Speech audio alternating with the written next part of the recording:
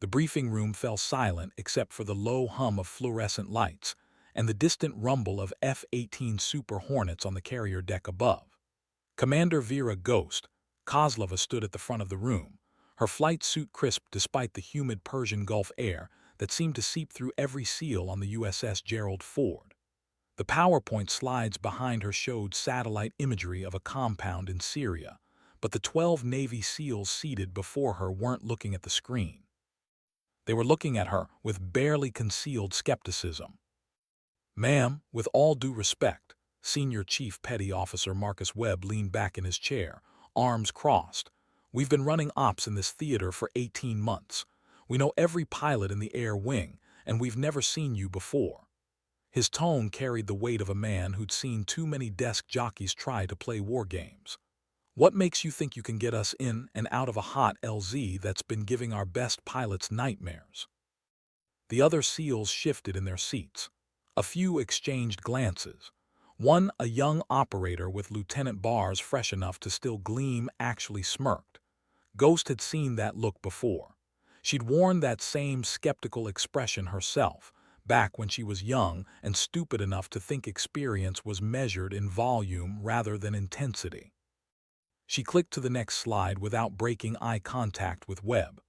"Because, Senior Chief, 3 years ago I flew a mission that officially never happened. A mission that pulled 6 of your brothers out of a compound that makes this target look like a daycare center." Her voice was steady, professional, but something in her tone made the smirking lieutenant sit up straighter. The compound was surrounded by SA-15 surface-to-air missile systems, patrolled by Russian Wagner mercenaries, and sitting in the middle of a no-fly zone that extended from Damascus to the Turkish border. Weather was 0-0 visibility with sandstorms that lasted 48 hours. No GPS, no radio contact with command, and no backup extraction plan. She paused, letting the weight of those words settle. The operation was designated Night Lance. Perhaps you've heard of it. The change in the room was immediate and electric. Webb's arms uncrossed. The lieutenant's smirk vanished completely. Even the oldest operator in the room, a grizzled master chief who looked like he'd been forged from gunmetal and bad coffee, leaned forward with sudden interest. Webb's voice had lost its edge of casual disrespect. "You're Kozlova, you're the Ghost." Ghost nodded once, sharp and economical. "I am. Now, gentlemen, shall we discuss how we're going to get you home alive?" The briefing room had transformed from a casual gathering of skeptical warriors into something far more serious. These men had heard the stories whispered in ready rooms and mess halls across the fleet. They knew the legend, even if they'd never seen the woman behind it. But legends, Ghost knew, were built on moments like this, when reputation met reality, and both had to prove themselves all over again. Senior Chief Webb cleared his throat, the sound cutting through the sudden tension like a blade. "Ma'am, we heard different stories about Night Lance. Some said it was a drone strike. Others said it was a joint task force black operation." He paused, studying her face. "Command never confirmed what actually happened that night." Ghost's fingers found the small metal pin on her flight suit collar, a silver star surrounded by wings that most people would dismiss as standard aviation insignia. But Webb's eyes locked onto it immediately. His face went pale. It was the Distinguished Flying Cross with Valor device, and the ribbon beneath it told a story that few were authorized to know. "What happened that night, Senior Chief, is that 6 Navy SEALs were abandoned in a compound 12 miles south of Aleppo after their extraction bird took an RPG to the tail rotor." Ghost's voice was measured, clinical, but her eyes held depths that spoke of sleepless nights and ghosts that followed her home. Command wrote them off, declared them KIA, started planning memorial services. The young lieutenant, his name tape read MORRSON, swallowed hard. "How did you know they were alive?" "Because one of them was my brother." The words hung in the air like smoke from a downed aircraft. Ghost clicked to the next slide, showing a grainy photograph of 6 men in tactical gear, faces blackened with camouflage paint, taken by satellite thermal imaging. Even in the poor resolution, their exhaustion was visible in the slump of their shoulders, the way they moved like men carrying invisible weights. Master Chief Daniel Kozlov, 15 years Special Operations, 2 Bronze Stars, 3 Purple Hearts, and a Congressional Medal of Honor he earned pulling a wounded Marine out of a firefight in Fallujah. Ghost's voice never wavered, but something in her posture shifted almost imperceptibly. Also my twin brother, and the only family I had left after our parents died in a car accident when we were 19. Morrison looked like he was going to be sick. Webb had gone completely silent, his weathered hands clasped so tightly in front of him that his knuckles had turned white. The Master Chief in the back row, his name tape was too faded to read, but Ghost could see the hash marks on his sleeve that spoke of decades in the Navy, nodded slowly with the recognition of someone who understood what it meant to have everything you loved hanging by a thread. So when command told me my brother was dead, and I was monitoring Syrian air traffic control frequencies and heard his voice calling for emergency extraction. Ghost paused, her finger hovering over the remote control.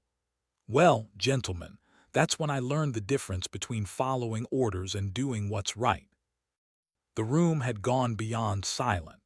It had achieved that peculiar quality of stillness that comes when a group of warriors realizes they're in the presence of something larger than themselves.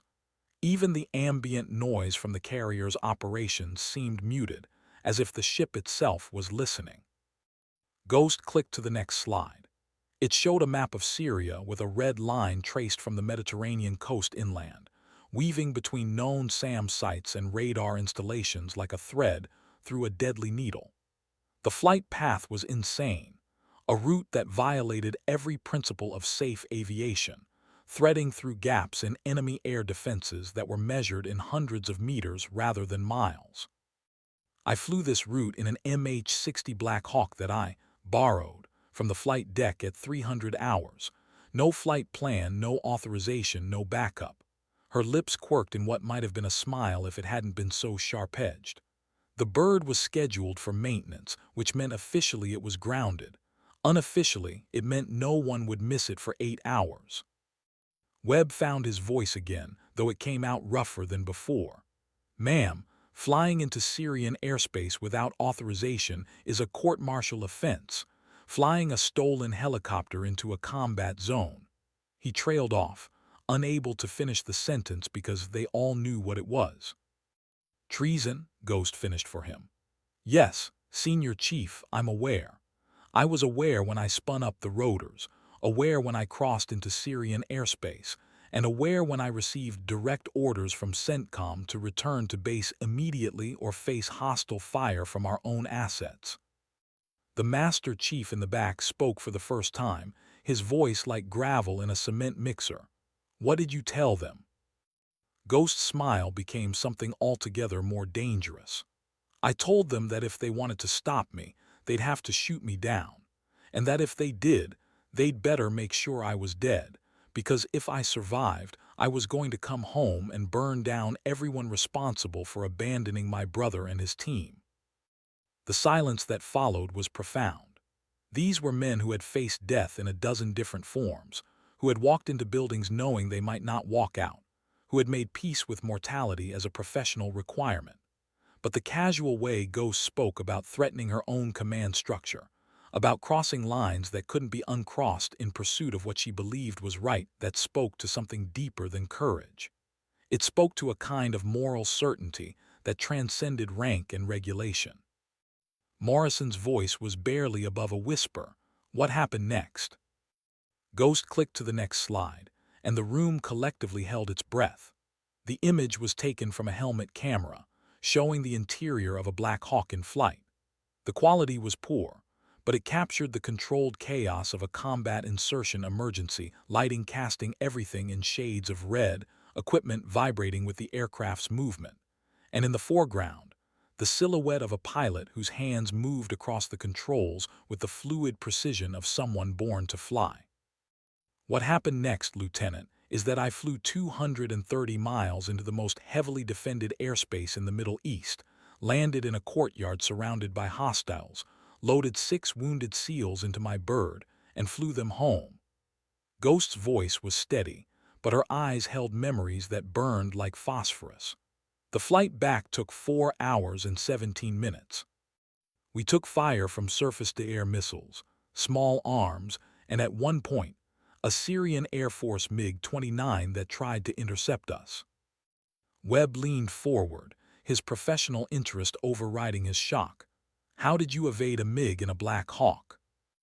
Very carefully, Senior Chief, and with a lot of help from terrain masking, electronic countermeasures, and the fact that the Syrian pilot apparently wasn't expecting a lone helicopter to be flying nap of the earth through a sandstorm at 3 in the morning. Ghost paused.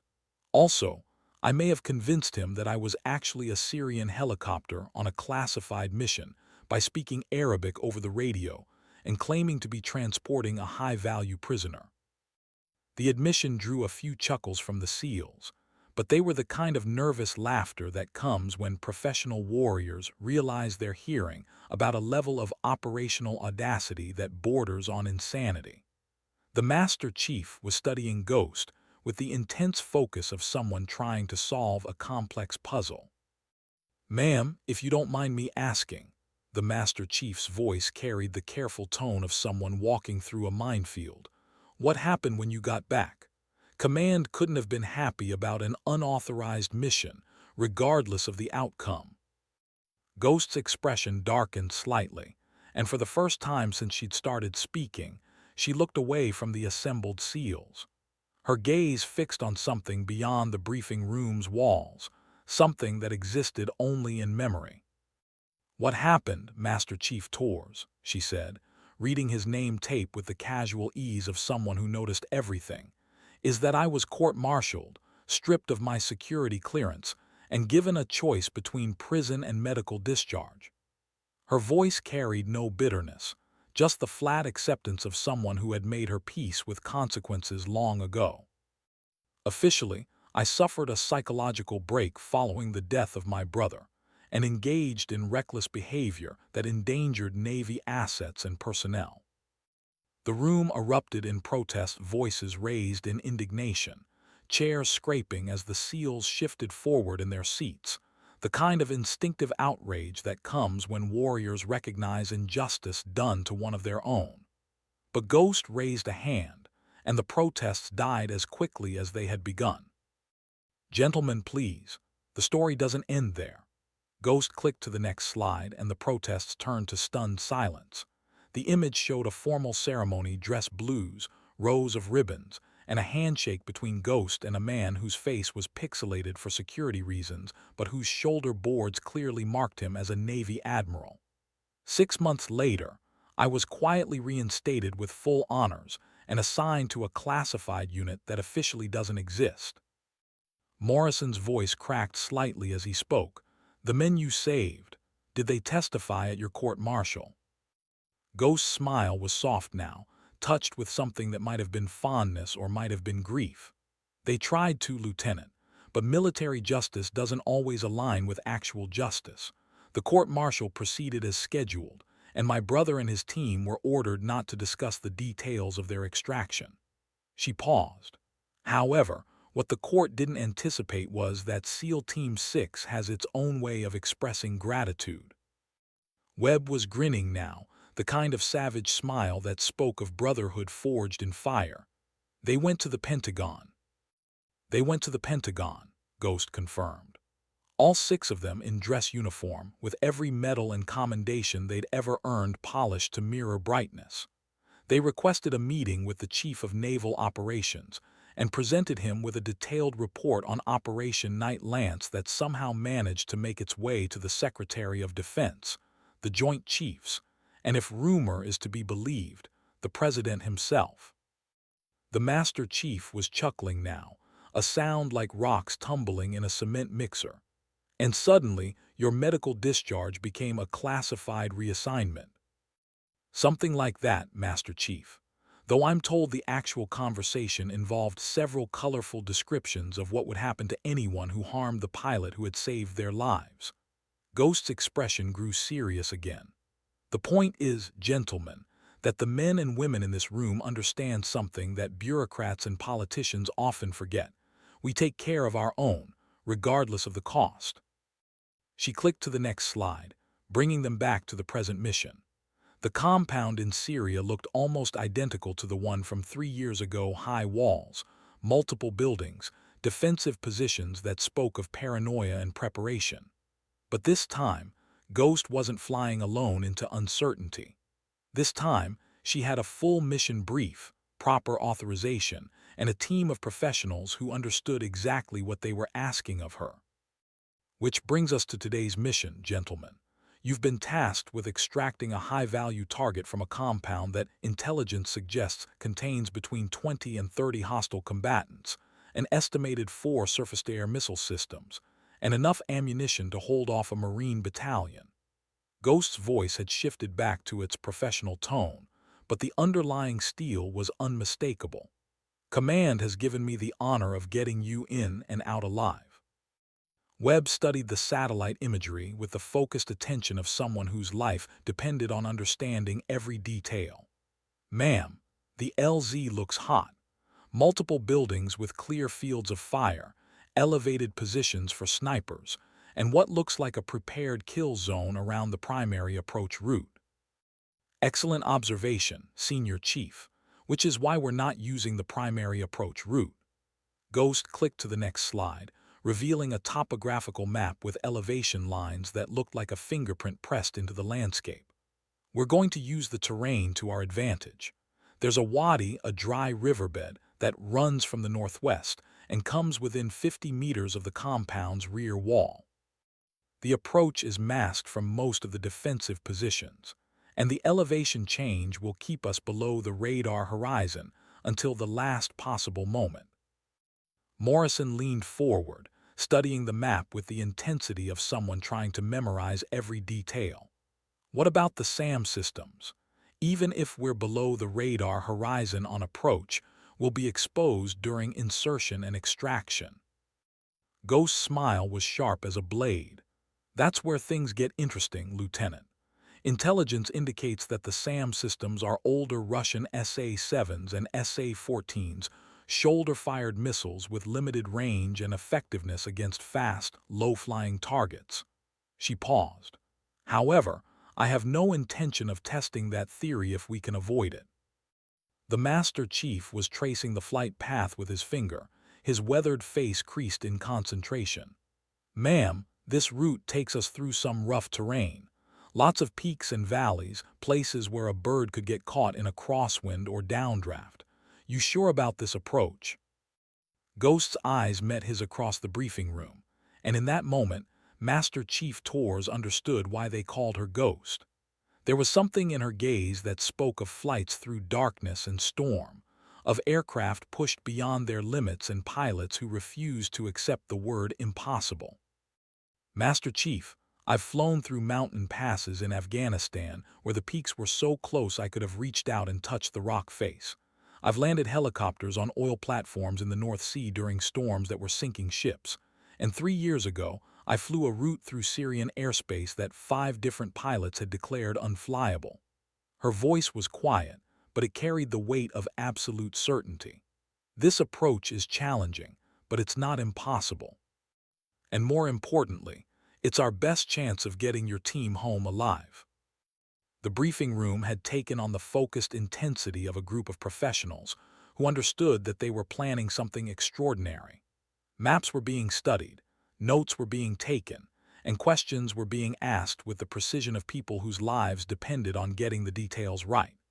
But underneath the professional discussion, there was something else, a growing respect for the woman who stood at the front of the room, who had proven herself in the most definitive way possible. Ghost clicked to the next slide, showing detailed photographs of the target compound taken from different angles. The target is being held in the central building, 3rd floor, northwestern corner room. Intelligence suggests minimal security in that area, but we should assume the entire compound will be on high alert the moment we appear on their radar. Webb was making notes on a waterproof pad, his handwriting surprisingly neat for someone with hands that looked like they'd been carved from hardwood. What's our insertion time? 2:30 hours local time. New moon, minimal illumination, and intelligence indicates that's when their guard rotation changes. Ghost's voice carried the careful precision of someone who had studied every aspect of the mission. We'll have approximately 15 minutes on the ground before reinforcements from the nearest Syrian military base can respond. Morrison looked up from his own notes. Ma'am, 15 minutes isn't much time. What if the target is injured or can't move quickly?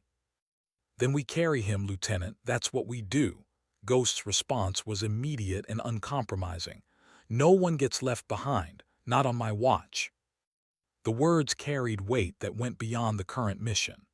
They spoke to a philosophy forged in the crucible of that night 3 years ago, when a pilot decided that regulations and orders mattered less than bringing her people home. The SEALs understood that weight, recognized it as the foundation upon which all trust was built. Master Chief Torres cleared his throat.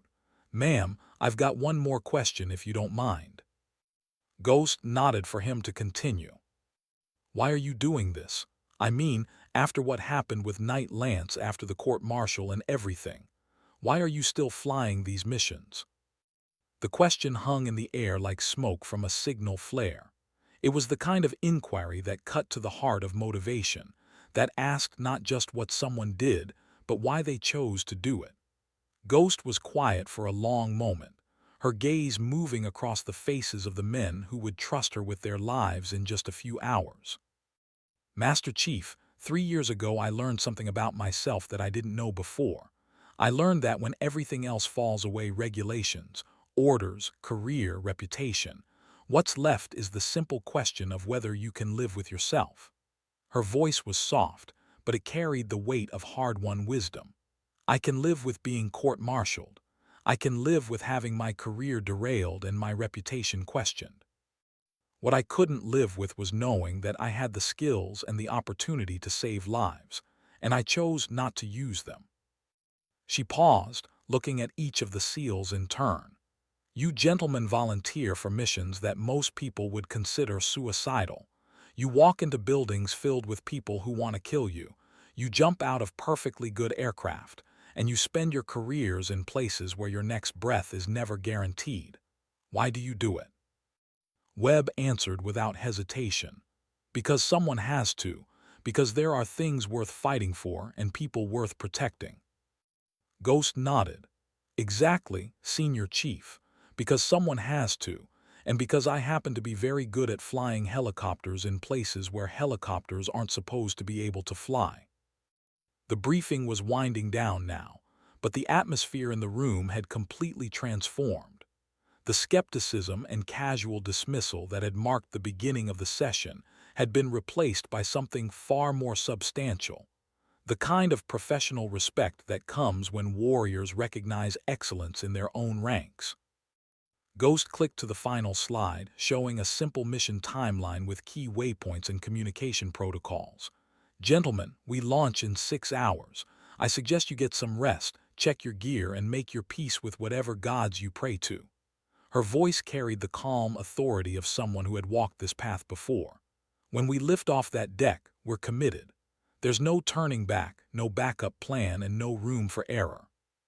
Morrison raised his hand tentatively. Ma'am, what's our call sign for this mission? Ghost's smile was sharp as winter sunlight on snow. Knight Lance Actual, Lieutenant. Some things are worth remembering. As the SEALs filed out of the briefing room, their conversation was subdued but intense. Plans were being refined, equipment lists were being checked, and the kind of careful preparation that marked professional special operations was already underway. But underneath the tactical discussion, there was something else, a sense of anticipation that comes when warriors know they're about to embark on something extraordinary. Webb lingered as the others left, approaching Ghost with the careful respect of someone who understood exactly what he was dealing with. Ma'am, I owe you an apology.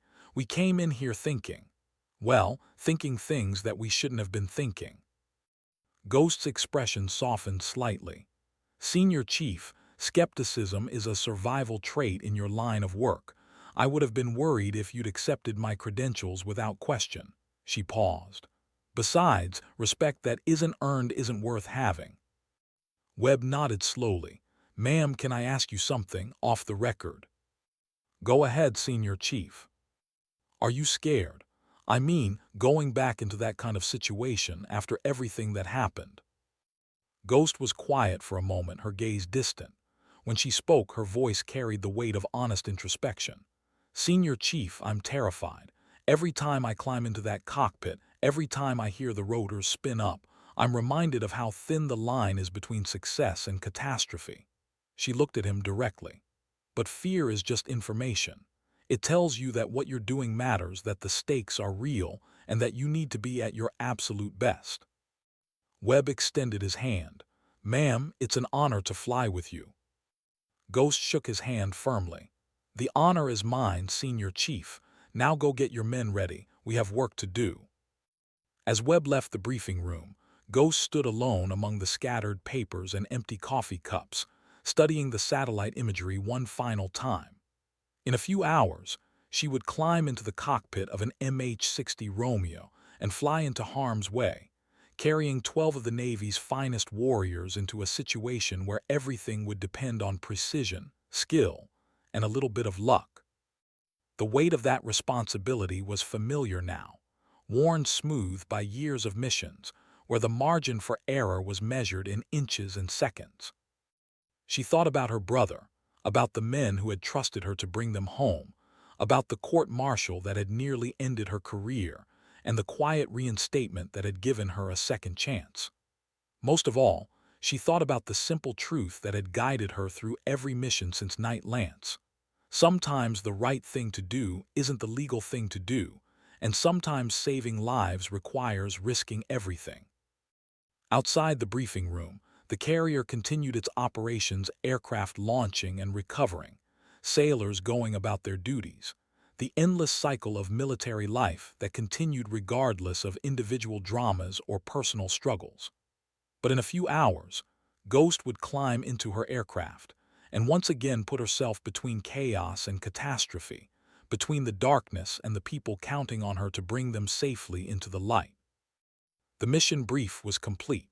The team was ready, and somewhere in the Syrian desert, a compound full of hostile fighters had no idea that 12 Navy SEALs and one very determined pilot were about to remind them why Americans never leave their people behind.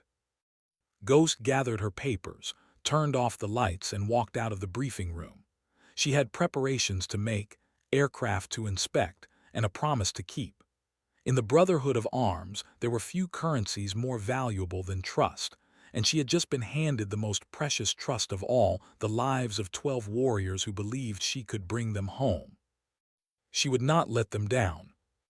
The flight deck of the USS Gerald Ford at 200 hours was a symphony of controlled chaos orchestrated by professionals who made the impossible look routine. Deck crews moved with practiced efficiency through the maze of aircraft, fuel lines, and ordnance carts that cluttered the enormous space like sleeping metal beasts.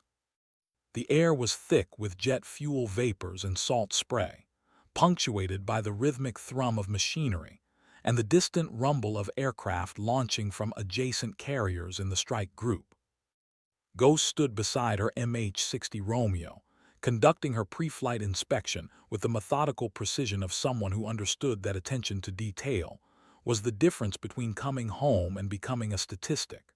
Her hands moved across control surfaces, hydraulic lines, and rotor assemblies with the sure touch of a surgeon examining a patient. Every connection was tested, every system verified, every potential failure point examined and catalogued. The helicopter itself was a study in lethal efficiency. Painted in the low-visibility gray scheme of naval aviation, it carried no external markings beyond the essential identification numbers required for flight operations. But Ghost knew the aircraft's capabilities intimately. Its range, its payload limits, its performance envelope in various weather conditions. This particular bird had been modified for special operations, with enhanced communication systems, electronic countermeasures, and armor plating that added weight but provided crucial protection against small arms fire. "She's a beauty, isn't she?" The voice belonged to aviation machinist's mate First Class Rodriguez, the lead mechanic responsible for maintaining Ghost's aircraft. He emerged from beneath the helicopter's belly, wiping his hands on a rag that had seen better decades. "New transmission installed yesterday, hydraulics checked and double-checked, and I personally verified every connection in the electrical system." Ghost nodded her appreciation.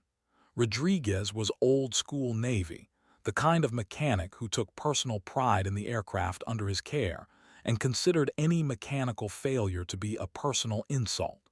His reputation for perfectionism was legendary throughout the air wing, and Ghost had specifically requested him for this mission. "How's she handling Rodriguez?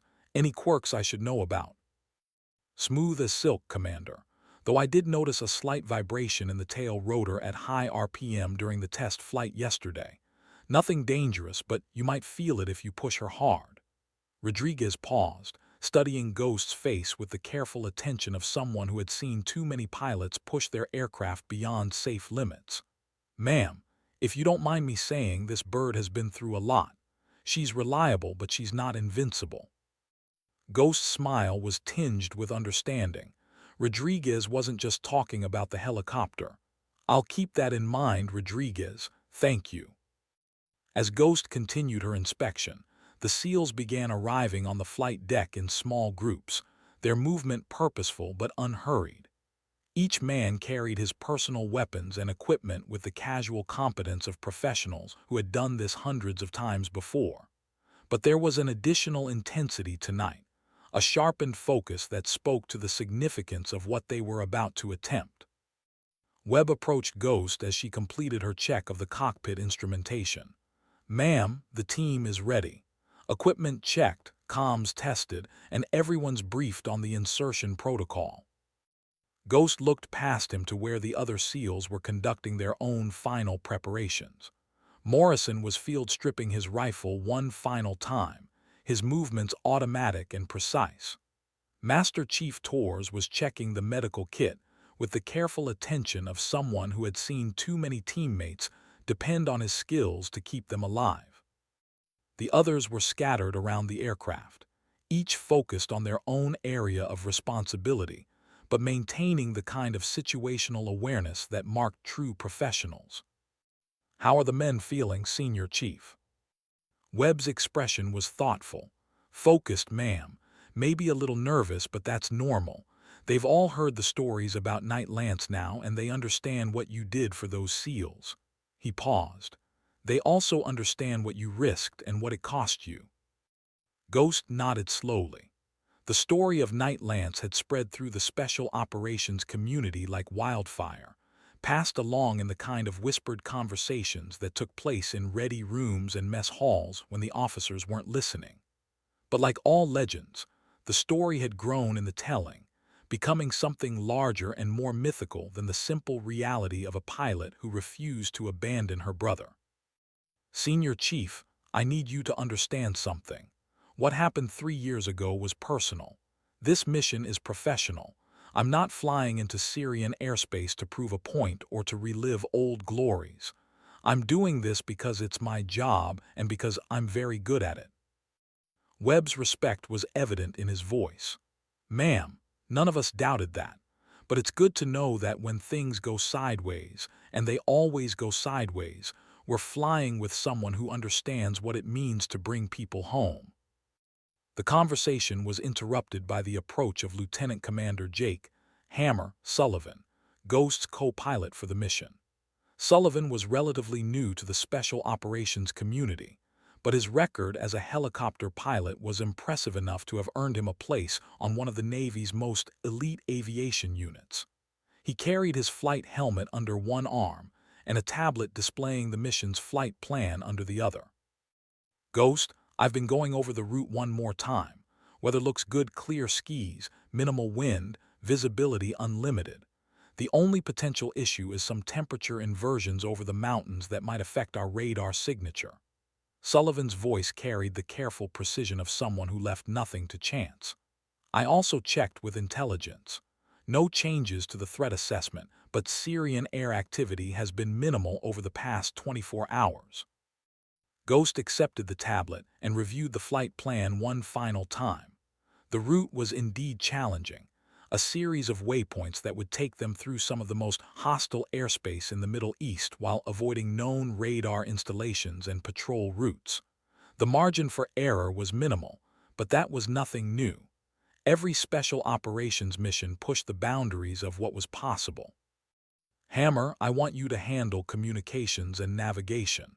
I'll focus on flying and threat avoidance.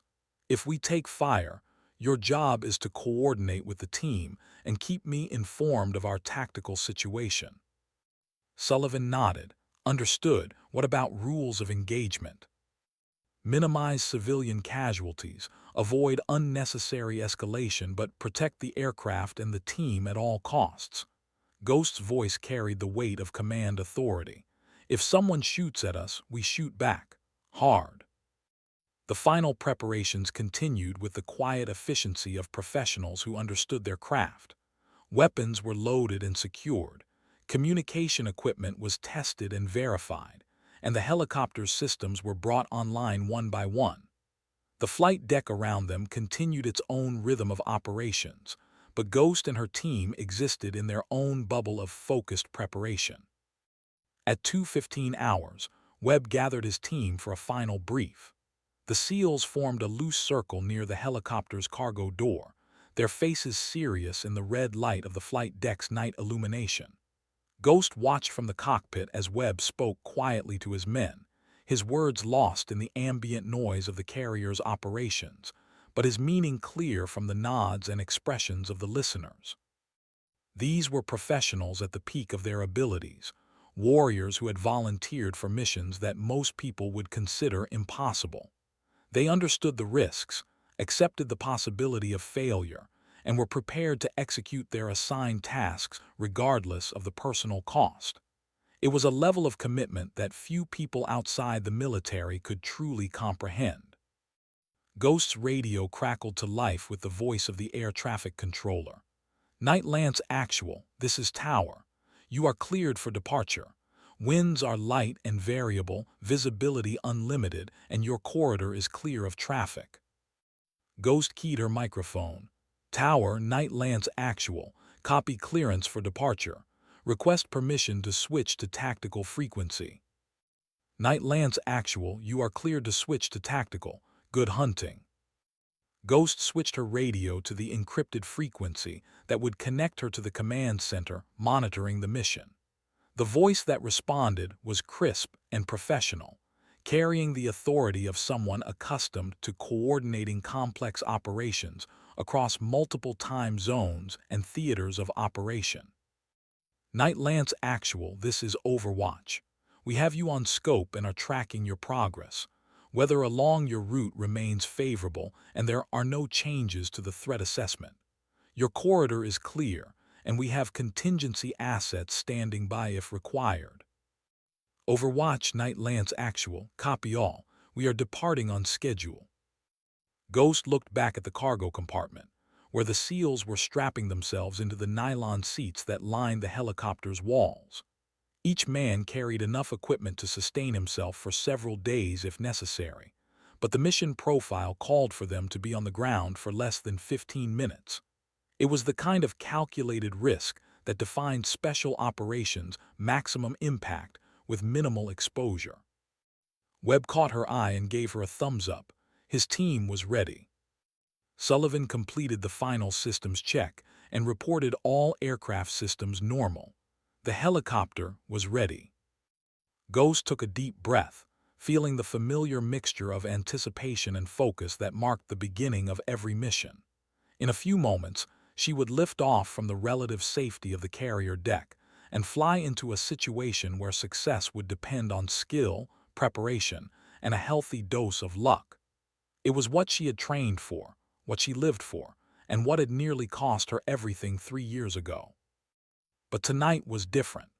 Tonight she wasn't flying alone into uncertainty, driven by desperation and personal loyalty. Tonight she was part of a team, supported by the full resources of the United States Navy and trusted with a mission that could make a real difference in the ongoing fight against terrorism and extremism. Ghost engaged the rotor brake release and began the startup sequence. The helicopter's engines came to life with a steadily increasing whine, building to the familiar thunder that marked a successful start. Around them, the flight deck crew moved with practiced efficiency, removing chocks and safety equipment while ensuring that the area around the helicopter remained clear of personnel and obstacles. Tower Night Lance Actual, ready for departure. Night Lance Actual, you are cleared for immediate departure. Fair winds and following seas. Ghost pulled collective, adding power and feeling the helicopter's skids leave the deck. The sensation was as familiar as breathing, the moment when tons of metal and machinery overcame gravity through the simple application of physics and skill.